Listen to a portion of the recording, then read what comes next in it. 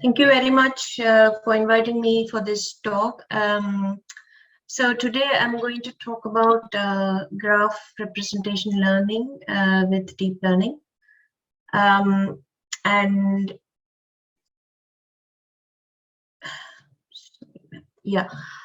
this is the outline of the talk. So I would talk about why we need graph representation learning and how do we do machine learning on graphs.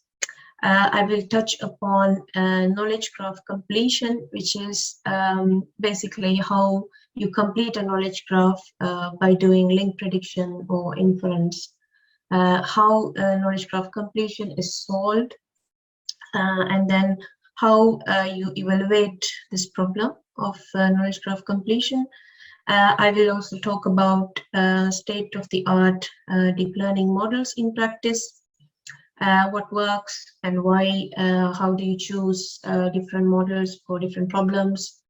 And I'll also talk about challenges in graph representation and knowledge graph completion. And I will talk about applications of this KGC and finally some conclusions. So as you know, data these days are represented by graphs. There's a lot of data that is shown as graphs, like social networks, economic networks, biomedical networks that have that are connected by biological information, biological entities and relationships. Same for information networks. If you take at the web and citations of different journals and documents you might be knowing, and the internet is itself a network, a huge network, a network of neurons. So there are various types of networks, and there is a universal language for describing this complex data. So what's interesting is that any type of domain, you can represent that in different forms, but they have a common language. So you can represent them with nodes and relationships. There can be different node types, there can be different relation types. So there is a common language across fields like biology and sociology or economics. And data is available everywhere these days in all these domains. And actually graph data is making an impact in many problems like social networks, friendships, recommendations, drug predictions, understanding similarities between different nodes. You know, there are various applications that graph data is making an impact. So that is why we need graph representation learning in order to do machine learning on graphs. It's a very important task, and you have to have a way to represent or encode the graph structure so that it can be easily used by machine learning models. So how this is done is that there are very recent many approaches that can automatically learn to encode the graph structure into low-dimensional embeddings using techniques based on deep learning and nonlinear dimensionality reduction. In this talk, I'll talk mostly about deep learning techniques and some other latest approaches as well. So machine learning on graphs, if you think of it, there are several problems like node classification, which is predict a type of a given node. So for example, if you take a network of people, people might have different interests. So for example, if you know, if you want to predict so which party a person is going to support in an election, so that's a node classification problem. So you're going to classify that person to that type. So in social networks, this is a very common problem. We need machine learning for that on graphs. We can do link prediction, also known as knowledge graph completion, where you predict whether two nodes are linked or you find new links. I think in this talk, I'll be mainly focusing on this problem because it's a it's interesting, and it's also increasingly complex, and many applications use that nowadays. You can do community detection, identify densely linked clusters of nodes, or study network similarity to understand if there are two subnetworks that are similar. So there are many machine learning problems on graphs that people are working on at the moment. Graph embeddings is basically graph ML methods that encode the information in the graph, and we can say you learn an embedding. It's called an embedding of nodes and edges in the graph. So node embedding represents each node as a vector. It can be used for tasks like classification and clustering. The idea is that nodes that are closer in the graph are also embedded closer in the vector representations. So if you look at this graph on the left, if you take node U and you want to learn a representation for that node, we call it an embedding. It will be a low-dimensional vector, basically. So what all these ML methods are trying to do is to learn this vector representation. And if you actually visualize that in an embedding space, so if you look at the graph here on the right, it's called Karate Club graph, which is a very tiny graph that is used to test many things, many machine learning models. So the input here is, as you can see, there are different types of nodes shown in different colors. And if you learn a representation for this graph, and if you embed that in the embedding space, you can see the closer nodes are embedded together in the embedding space as well. So the idea is that nodes that are similar are close together in the embedding space. So not only node embeddings, it's also important sometimes to learn the edge embeddings. So there are also links in the graph, and they also have to be represented as a vector. You have to learn those embeddings as well. And this is very important for tasks like link prediction that says whether there's a link between two nodes. There are also full graph embeddings, which means you learn one embedding for a whole graph. And these graphs are represented in one vector, and two similar graphs are embedded to be closer. So there are also tasks that learn whole graph embeddings. But in this talk, I will mainly focus on node and edge embeddings because the state-of-the-art models are trying to learn this to represent the graph in a much better way. So, so now I'll talk about knowledge graph completion using graph representation learning, and I'll also deep dive into state-of-the-art deep learning methods and some real-world applications related to this. So why we need knowledge graph completion? So it might sound a bit weird, this word, but this is the general term that is used in the literature. But basically, it's identifying links or predicting links between entities in a graph. It is quite useful in many natural language processing tasks like question and answering systems, intelligent recommendation systems, biomedical drug discovery. For example, I currently work for a biotech company where we work on finding drugs for rare diseases. So I apply knowledge graph completion for the data we have. So actually we have a huge knowledge graph that is built from information that is mined from lots of literature from the web. So it can be articles about biological information. It can be published work, and there's the repository called PubMed. So we mine all this information from the graph, and a knowledge graph is created out of it. The concept of knowledge graphs actually it originated from Google in 2012, and now Amazon Facebook, eBay, IBM, and Uber, they all have built their own knowledge graphs for their industry. So, however, the problem is that these knowledge graphs are typically incomplete. So it is useful to perform knowledge graph completion. And also, you might be knowing there are large-scale knowledge graphs like Freebase and DBpedia, Yago. These are all ontological based knowledge bases. So they have lots of facts about real-world entities. But still, they are incomplete. So knowledge graph completion is useful for them. So how this problem is defined? Actually, knowledge graphs are represented by RDF triples.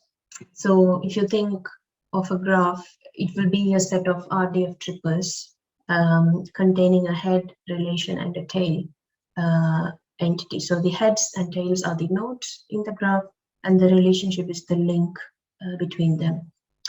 So I'm just showing here a biomedical knowledge graph example, which is like you will see different types of nodes here, like drugs, diseases, and pathways, and then you can also see links between them. So, for example, this drug is treating a disease such as this, and it involves in a different pathway, and so this will be what we get from a biomedical KG. So you can see different node types like drugs, diseases, and pathways, different edge types like drug treating a disease and pathway involving in a drug. So how you can frame the problem in this kind of a knowledge graph is that you give a head and a relation and ask for a set of tails. So for example, if you look at muscular dystrophy, which is this, and you give the relation drug, disease, treats, so the system will come up, the machine learning model will come up with a list of tails, which is basically the list of drugs that can treat this disease. So you can also think of it as a question answering problem. Okay, give me a list of drugs that treats this disease. So the problem is modeled in such a way you can also predict the other way. So given a tail and a relation, you can predict the head. And also there are applications where you just predict the relation given the head and tail. So I've shown it here through this dotted arrows, the different problems you can define for knowledge graph completion. So, so as I said before, these knowledge graph completion methods, they try to learn a low-dimensional real value vector for nodes and relationships in the graph. But at the same time, they have to preserve the graph structure, and it has to simplify the operations. So why we think this problem is hard? Because modern deep learning is designed for sequences of grids. Like, for example, if you look at convolutional neural networks, they are used on images which have fixed size grids, for example, and recurrent neural networks for text. They are sequence based, but graphs are too complex because they have a different topological structure. There's no spatial locality like grids. There's no fixed node ordering, so you can link different nodes can link in different ways. There's no fixed ordering there. And the graphs are often dynamic, which means like in a social network, you can have new friends joining, so then there'll be new nodes in the network. So real world graphs are quite dynamic, and also they have multimodal features. So each node can have several features, and there can be different node types. So it's all too complex. But how you define and how you learn a representation that captures all this without learning in the wrong way, it is quite a challenging problem. And for this, there are many different methods for knowledge graph completion. So there are translational models which are listed here. There are semantic matching models. I don't want to go too much detail into this. In this talk, I'll mainly talk about models that are based on graph structure, like DeepWalk, Node2Vec, or GraphSAGE, and neural network models like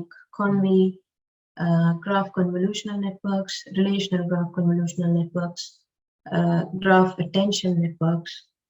These are the state-of-the-art models that are being used for knowledge graphs.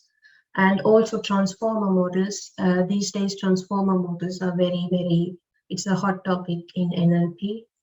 They have been very successful for many downstream tasks like language modeling, for example, and other NLP tasks like relation extraction, question and answering, etc. And they are being adapted to knowledge graph data as well. So these days, there are also models based on transformers for knowledge graph data. And also, interestingly, there are also rule-based methods, rule-based models that also uses reinforcement learning, like AnyBUS. It's quite interesting because they are totally different from neural networks, for example. So I will touch on neural network models and models based on graph structure, and also a little bit on transformer models and reinforcement learning.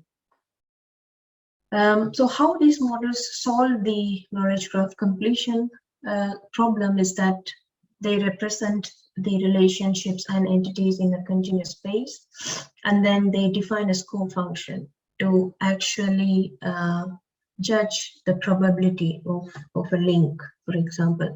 So here it's just telling you there's a head and a tail, given that what is the probability of seeing this triple together. So all these models, basically, the only thing you have to know is that they have different scoring functions. The difference lies on that. So I'm just showing some examples of scoring functions here. I'm not going to go into detail, but basically what it's trying to do is doing some operations over the head, relation, and tail embeddings when it learns the representation. And what it is trying to do, it is solving an optimization problem that in a way maximizes the probability for positive examples. So like in usual machine learning problems, we have positive and negative examples in order to learn a model. So similarly, in knowledge graphs as well, we can sample, we have positive edges, and we can also sample negative edges. We can generate negative examples. And then you solve a problem by minimizing a loss. So finally, the output would be a model that scores all entities given a head and a relation, for example. And then there will be a scoring function that ranks them. So if you just think of knowledge graph completion as a simple problem, you give a head and a relation, and you get a list of tails. That is the output. So how these methods are evaluated. So we can work on different machine learning models, but it's important to understand which works for you, and it's important to create an evaluation method or evaluate it in the right way. And when it comes to graphs, it gets more complex. So you have to use some specific metrics, and this is all standard metrics that is used in the graph problems. So for graph completion, you get a list of predictions. You have to understand which ones are correct. So we use a metric called hits at k, which tells you the probability of correct predictions in the top 10 candidates, for example. So this k could be 10, 50, or 100. So basically, if it's 10, you're seeing in the top 10 results how many of them you get correct. That's the hits at k. So generally, getting a very high hits at K is unlikely, because many methods do not do that. So usually we assess this based on hits at 50 or hits at 100, for example. And then there's also mean rank. You look at the average value of the ranking of predictions among all the candidates. So the lower the mean rank, the much better. And there's also mean reciprocal rank, which is also another metric that is used in information retrieval problems. So it scores the results based on whether they are true or not. So these three metrics, and there are also several others, but these three metrics, personally, I found is very useful in evaluating all the models for a given problem. So this is just showing an example of how different models were evaluated. Like, these are the names of different models. There's also graph convolutional networks there, and some other different types of models. And they were evaluated with benchmark data sets like Freebase and WordNet.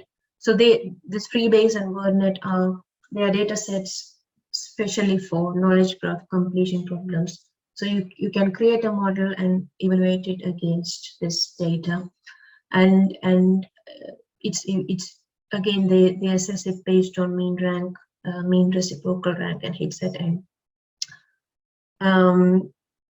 So let us go in and deep dive into the state-of-the-art deep learning models in practice for node classification and link prediction, and how this helps in downstream problems. So DeepWalk is a pioneer method in this field. Actually, it's an unsupervised graph representation learning method. It learns node embeddings for classification or prediction problems. What it does is that it learns a local structure of the graph first. So what it does is that it generates a fixed number of random walks starting at each node, and the length of each walk is predetermined. So we can obtain k node sequences of length L. So for example, for each node, you can define how many random walks you want and also the length of the path. So the idea is that when you learn this random walks and solve this problem, the final embeddings should have nodes adjacent, should have similar embeddings. So the K and L are different parameters that you can try and increase to learn better. So the more the K is increased, that is the number of random walks you want, you learn more of the graph. And at the same time, if you increase the path length, you will intend to also accept distant nodes as similar nodes. In that case, it can become noisy, and it can lead to misleading results. So actually, there has to be a trade-off. You have to do some parameter tuning to understand which one works for your data set. But this is very simple. So DeepWalk just does random walks in the graph first, and it creates a set of a set of random walks, and it uses another algorithm called skipgram, which is used in word2vec. Must be knowing word2vec. It uses skipgram algorithm. The aim is to predict the context of the word given the word itself. So excuse me. So what happens here is that the first step, you have random walks, and then there is the skipgram algorithm, which has a window size. So you given the random walks and the window size, the skipgram aims to maximize the similarity of embeddings that occur in that window, basically. So this window we call the context. So it tries to maximize the probability within that context. So you can define different window sizes, but in general, we say 5, for example. So what happens the algorithm iterates over the random walks and it updates the node embeddings by using stochastic gradient descent and a hierarchical softmax function. So I won't go detail into what is softmax and what is SGD. These are general things to solve optimization problems in machine learning. So this is the overall picture of DeepWalk. It encodes the information in the graph using random walks, and then it uses skip-gram algorithm to learn the representation. So what are the strengths of this method is that it kind of captures the context. It reflects the relations and local structures using random walks. And it's useful, very useful for node classification and some extent to link prediction as well. But there are also many weaknesses. Is that it can only learn node embeddings and it doesn't know anything about the relations. So this kind of model will be very useful when you do not have any relation types in the graph. So you only have node types and links between nodes. For example, in a social network, you have people just connected because they are friends.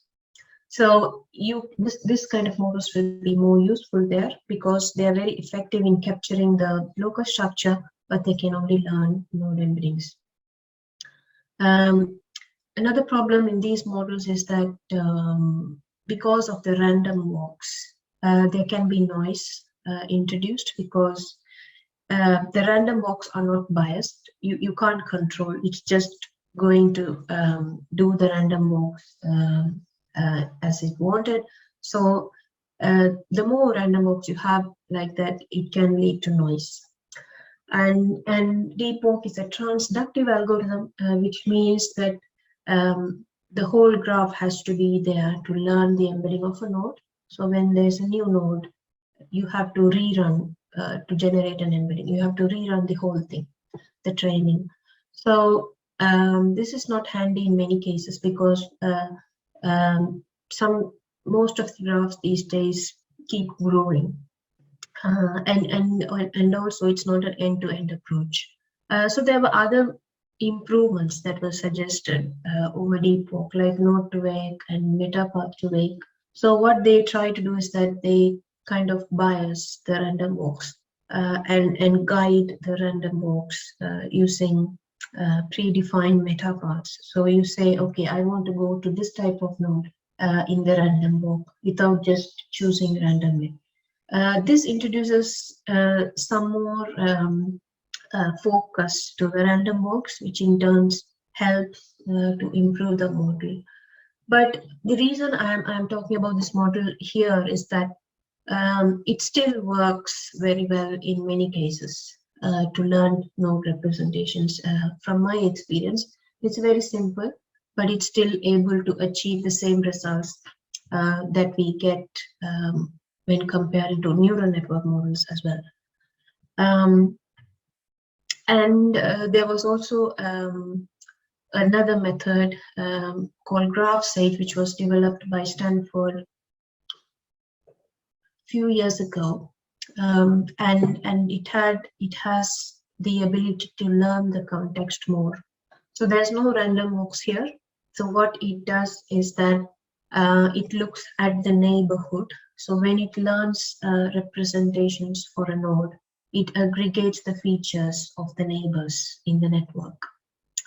So GraphSAGE assumes that nodes that reside in the same neighborhood should have similar embeddings.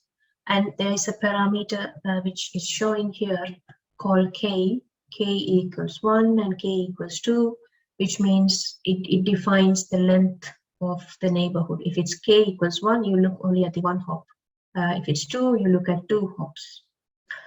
In that way, it just looks at all the neighbors of it in 2 hops or 1 hop and aggregates the features of the neighbors basically to learn an embedding. So you can see in this graph, it aggregates the feature information from neighbors, and then it's used for other prediction tasks. So this is one of the pioneer methods when it comes to learning graph representation, because I think this is the first method that kind of looked at the neighbors when it comes to learning. And it's very useful because when the weights are learned in the learning process, even if you see a new node, you can generate the embeddings for that node from the node's features and neighborhood. So another important thing here I forgot is that GraphSAGE can look at node features as well. So if your nodes have features, it can also use that to encode the information better. So this is also useful for social networks. Like I said before, you can have different properties for people, their age, their demographics, maybe different features like what interests they have.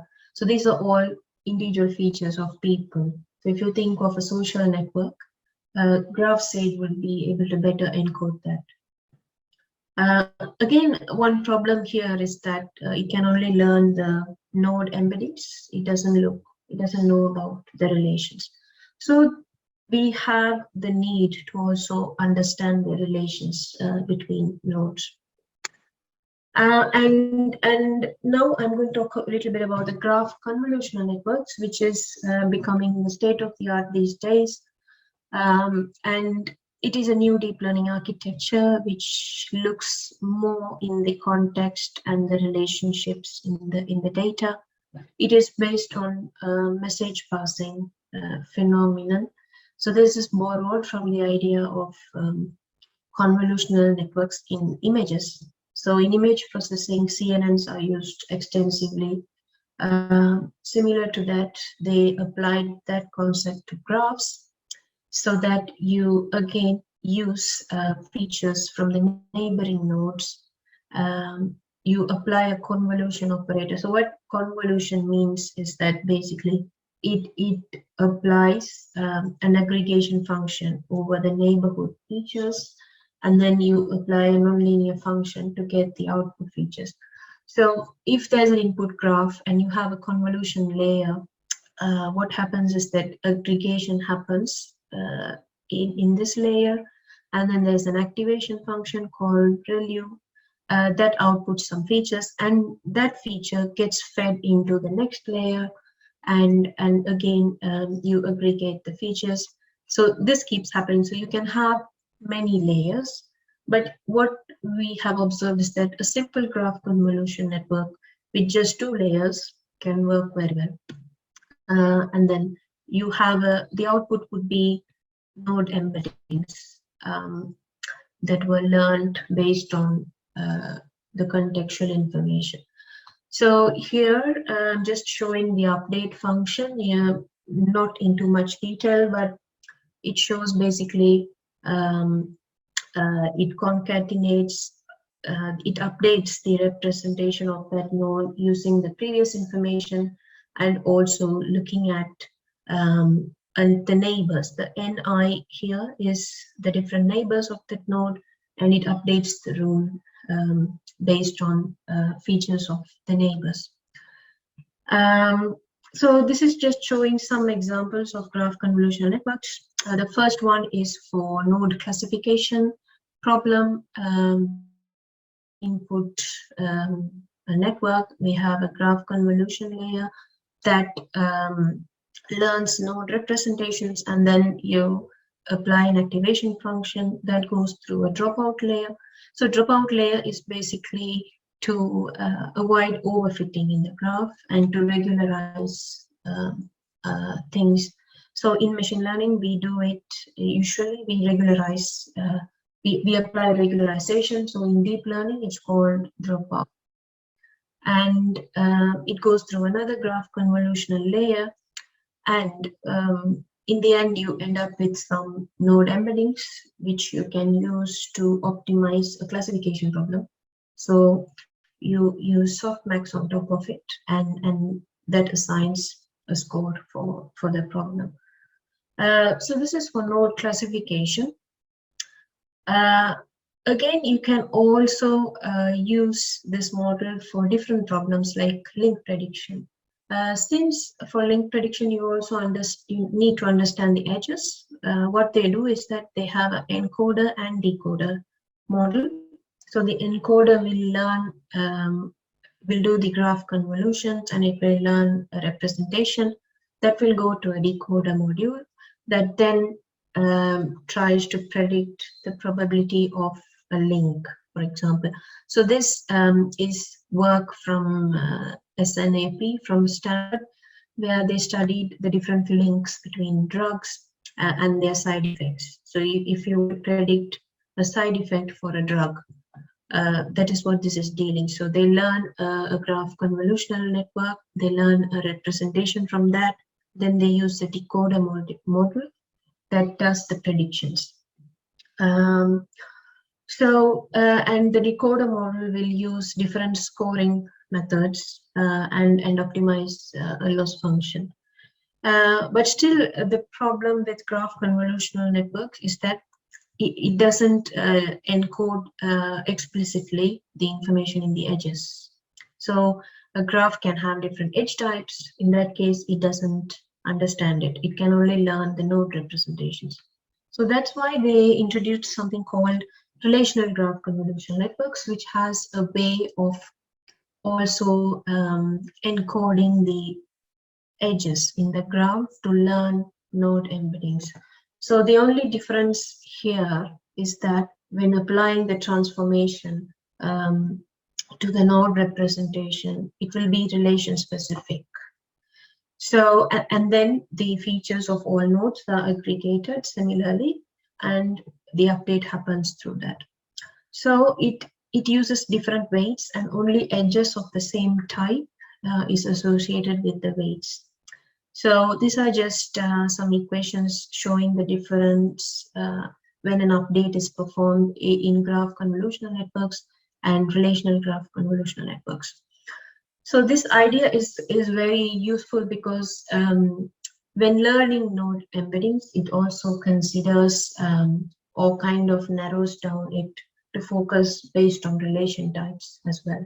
But still, this is not explicitly learning an edge embedding, but it's very, very useful. It's very fast, and it can be applied to classification problems and link prediction problems. So if it's a classification problem, as I said before, it can go directly to the RGCN and you learn this loss function. But if it's a link prediction model, you have to first learn the node embeddings and then use a decoder to learn the edge loss, to optimize the loss. So here you might be wondering, what is this one? There are so many models out there that can do that can learn efficiently using a scoring function given positive and negative examples. So there are various models, and all these models are out there which you can try. So that's about relational GCNs. That's the difference. And finally, I think there's something called graph attention networks, which is the very latest in this field. How they improve over graph convolutional networks is that they have something called attention.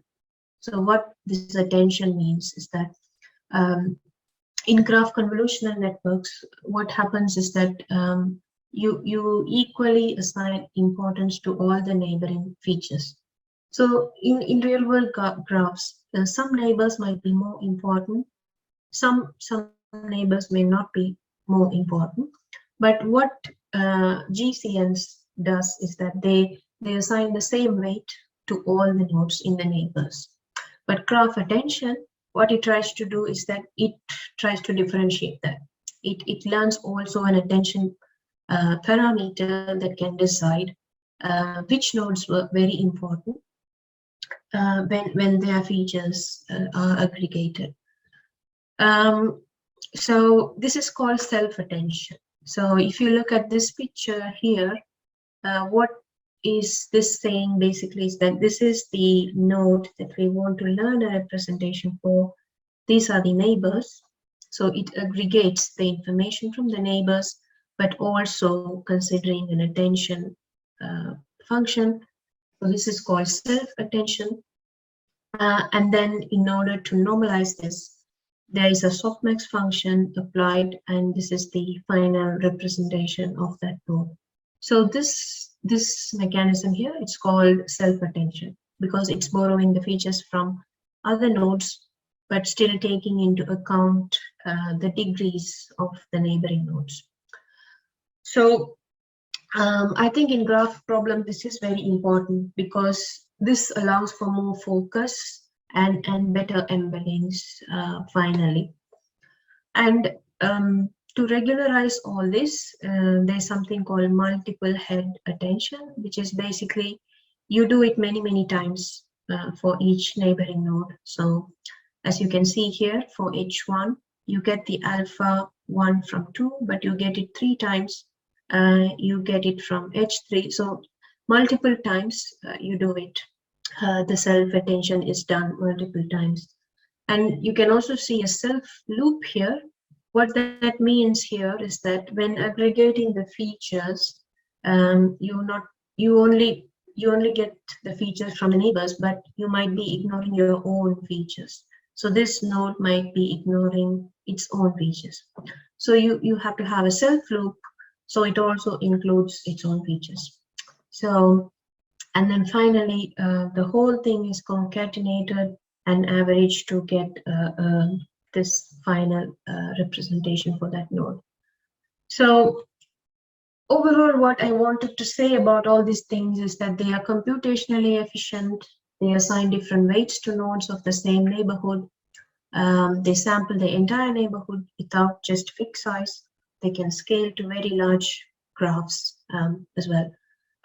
But the only drawback of graph attention networks is that it doesn't consider the relation features. So there's also a variant for that. So all these models are like continuously improving on what was not there from the previous model. So every day you see new models coming up with additional features. So the very latest model is called knowledge-based attention learning model, which is just the G80, but they also add relation embeddings to this. And this overall, it captures the whole context in the graph beautifully. It can understand the relation types, it can understand the node types, and better able to capture the context using attention. So this model is like everything in one so far. And this has been the latest in this field, and it is said to be performing better than others. There's also transformer models. I'm not going to go too much in detail of this. It's just to give you an idea. Transformers are being also applied to knowledge graphs. So, but in reality, what I find is that they do not outperform all the other models like graph convolutions or attentions. But it is there. It's good to know that there is development happening in this field as well. And I just wanted to touch a little bit about a rule-based system called AnyBUS. It's also a very state-of-the-art method. The important thing here is that when you make predictions, you just cannot only make predictions. You also have to reason on top of it. So if I say, okay, I predicted this drug treats this disease, but then people will ask me why should it treat that disease? What is the evidence? So in that case, you need to reason on the decision. It's called model interpretability. The problem with deep learning models is that it is not interpretable. You can't go back and understand why that prediction was made. So that's why this field is becoming popular, which is called knowledge graph reasoning, where you also have to reason on the predictions you do. So this AnyBUS is such a method, although the concept is totally different. It's not neural network based, it's just based on rule learning, but then it uses some reinforcement learning to sample the paths when it's learning rules from the graph. and it generates predictions. But at the same time, it's also able to explain these predictions using the rules that suggested that prediction. So I use this method in my work because I have to understand why my method predicts this drug. So what I do, I use a combination of this and deep learning models to better understand the result I get. I'm also working on another method that can use deep learning and also do reasoning. So this is a very novel field, and there are developments happening in this field as well. But the only problem with this model is that it cannot tolerate a lot of noise because it is rule based. It learns everything based on the links that it sees in the graph. So the rules can get noisy, and if the rules are noisy, then the predictions it generates can get noisy as well because it is based on the rules that was learned. But still, I would say this is a very interesting model to look at. So finally, I would like to talk about a little bit about the challenges that we have in knowledge graph completion problems. What we have to go back and ask is that, can the model handle large-scale complex relational data? Because some models cannot scale at all. Their efficiency is very low. Their accuracy suffers when it comes to large-scale data, and also the stability of the results you get. Because you learn a model, it can give you predictions, but then if you retrain it on the same data, you get a different set of predictions. Although they might not be completely different, still you will see a lot of difference. So this is called stability. So you have to make sure you get the same results. And this is also a problem that I see a lot. And in that case, then we might have to use, some other way of averaging this, like using an ensemble of models and averaging that to stabilize it. So these are like real world challenges when it comes to real graph problems. And can these models handle dynamic graphs? That's again another question. Can they tolerate the noise is another question. I personally, what I do in my work is that I add synthetic noise in the graph and then see what is the result I get. So in that way, I can evaluate how much the model is able to tolerate noisy data. So there are different ways that we can use to better understand what works and why it works. And most models are black boxes. They do not reason on their decisions, as I was saying before. That's why we need knowledge graph reasoning. Just this is showing an example of when you predict how a drug treats a disease, you also have to find the evidence for that. And there are methods that can generate an evidence based on paths in the graph. So I would say this drug treats another disease that is involved in another pathway, and that pathway is involved in another drug, and that drug treats this disease, and therefore this disease can be treated by this drug. So this is relational path-based reasoning. So this is a separate research topic. But this is one of the main work I do. So these are different challenges. And what I've always found is that these state-of-the-art models underperform with real-world data because of the so-called problems of scalability and noise. There's no proper negative sampling technique used. There's data sparsity in real world, which means few relation types in the graph will have more data, while many will not. It's hard to learn a representation for these types of graphs, and this is true for biological graphs. They are more complex. So we don't always see the fantastic results that is published with benchmark data sets like Freebase, since the nature of the real world graphs might vary.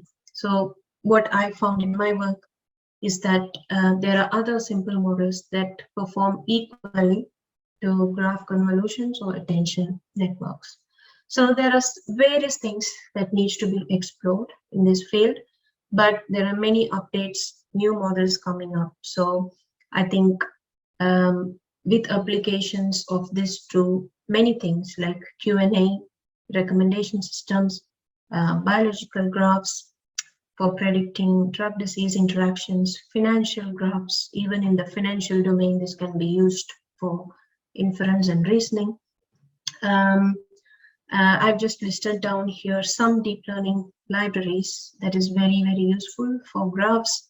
I personally use a lot of the DeepWalk library, which has almost all the models implemented in PyTorch, and there are some other models as well.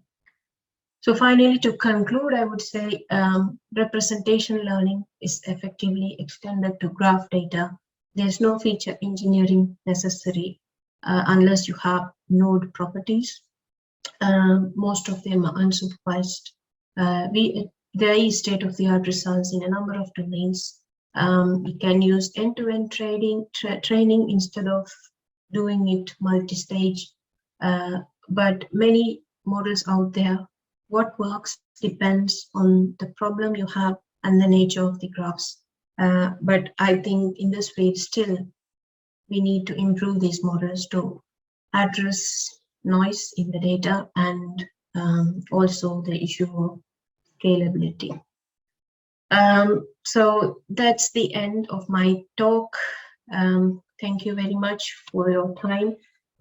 I think we've come close to the end of the session.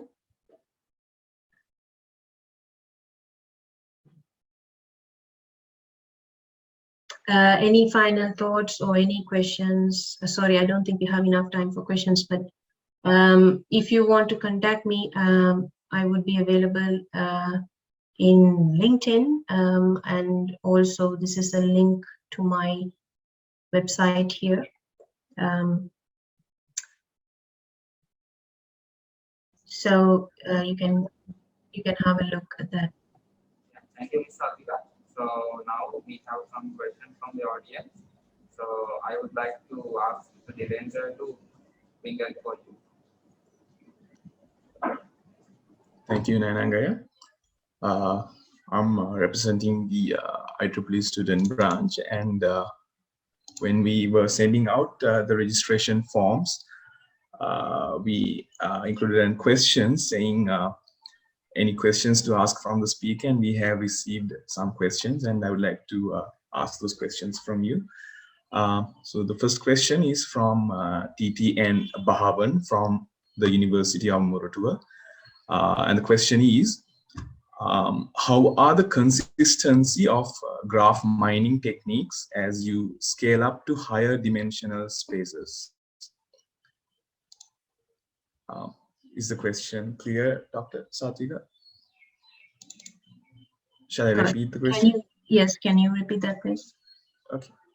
So he's asking, how are the consistency of graph mining techniques as you scale up to higher dimensional spaces?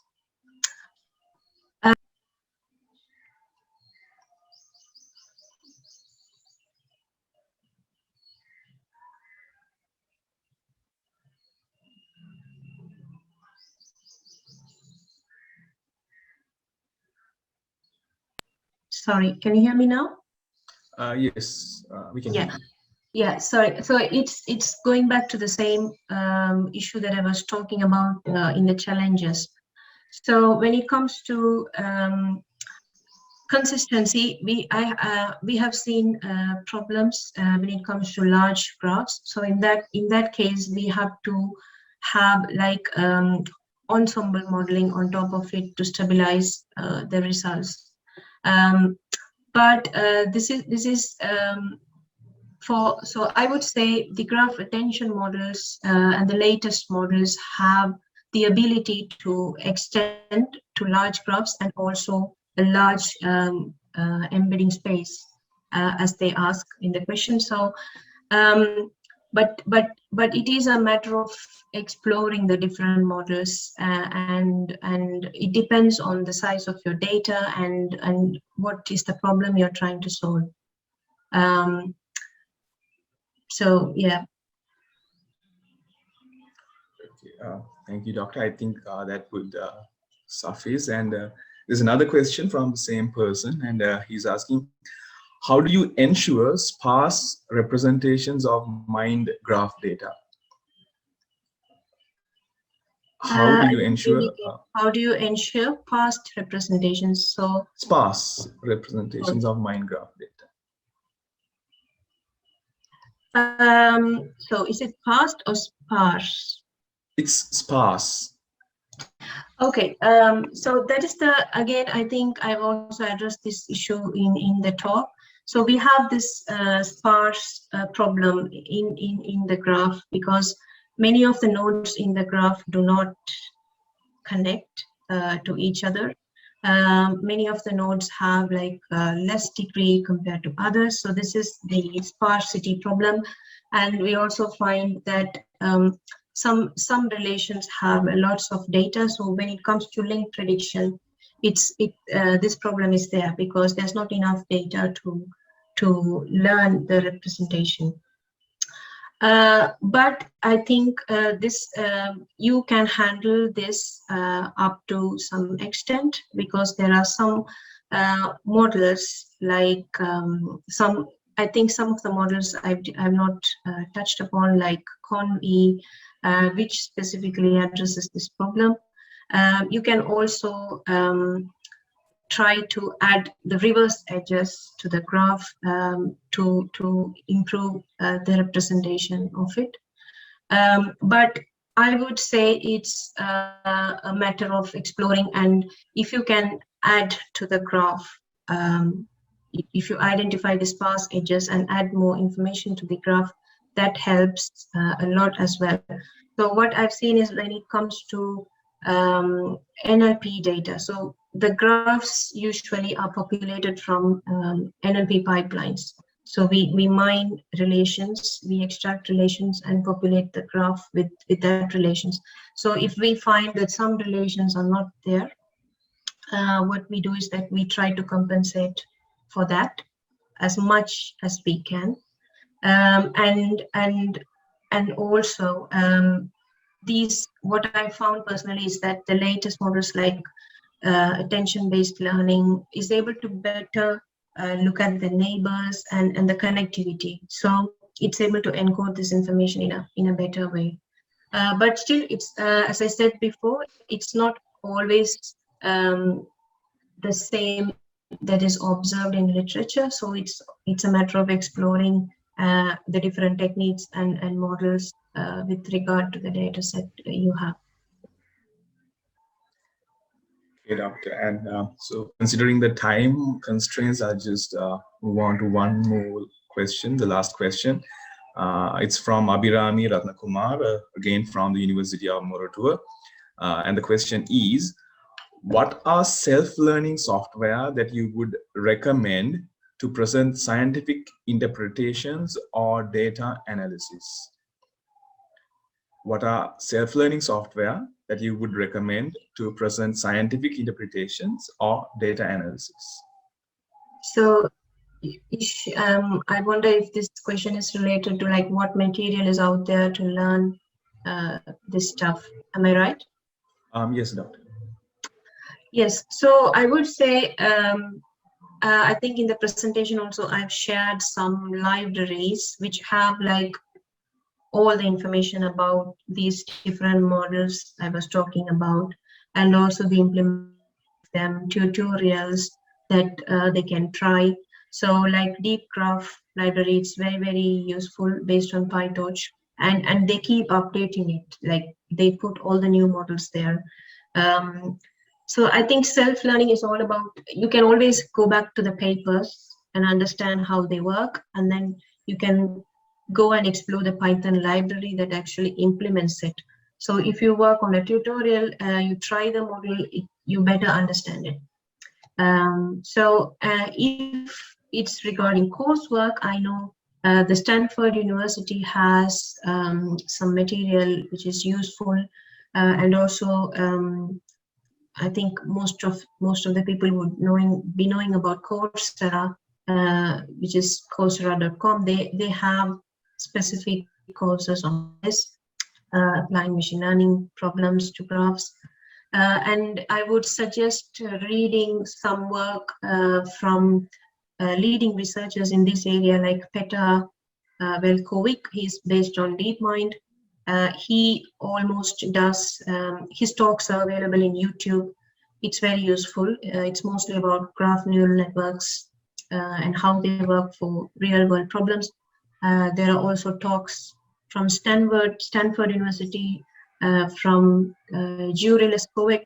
He is famous in this field. So I would suggest, if you want to be up to date with this field, you follow these people who work in this.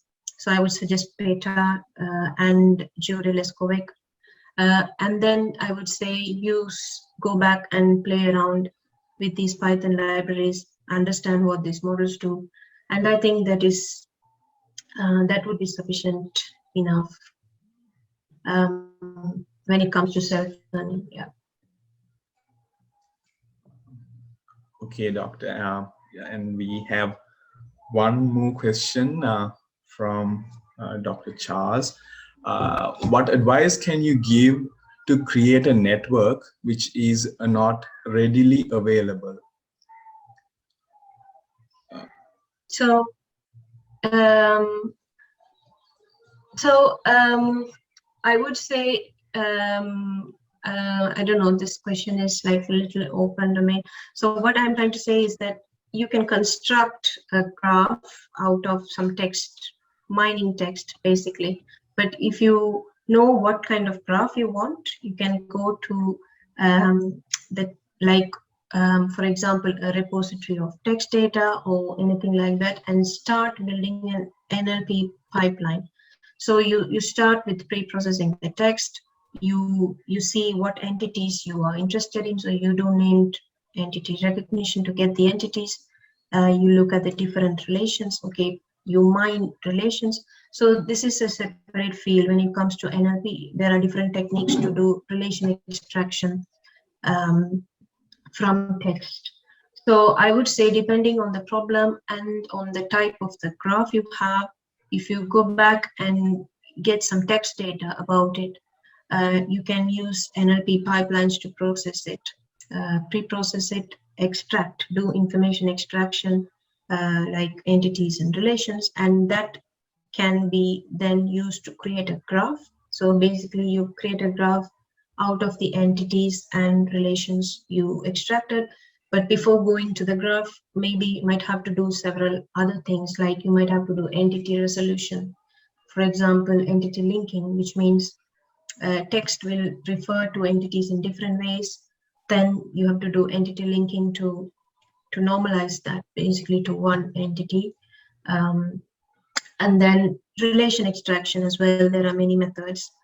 You can just do simple verb clustering. You extract verbs, and you can define verb clusters based on relation types, which is a very simple approach. We call this syntactic relation extraction.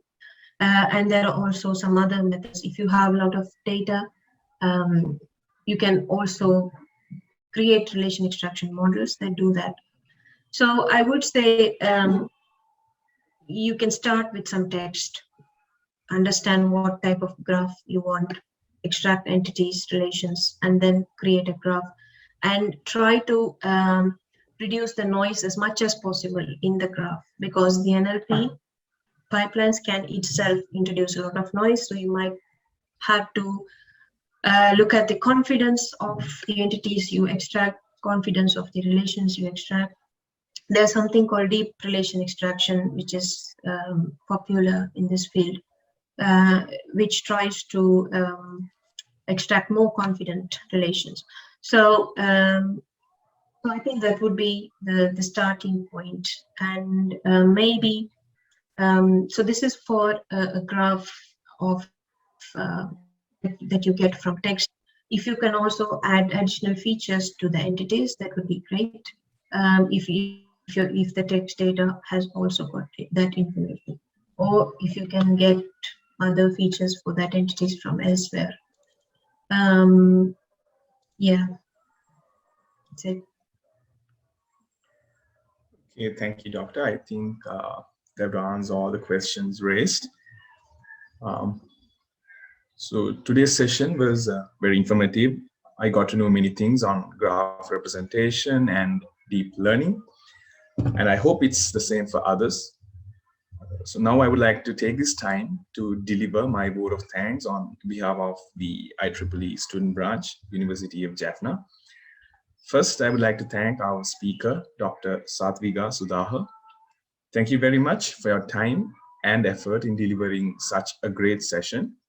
I'm also thankful to the Department of Computer Science, University of Jaffna, our head of department, Dr. Sudhahar, for permitting us to have this session, and to our IEEE student branch counselor, Dr. Ramanan, for guiding us through to the end of another successful event. I sincerely thank you all for your kind presence in this webinar. See you soon in another session, and have a nice day ahead. Until next time. Yeah, thank you very much for inviting me for this talk. I really enjoyed it, and I'll be really happy to help if you have any more questions, or if you want to contact me or be in touch with me regarding anything.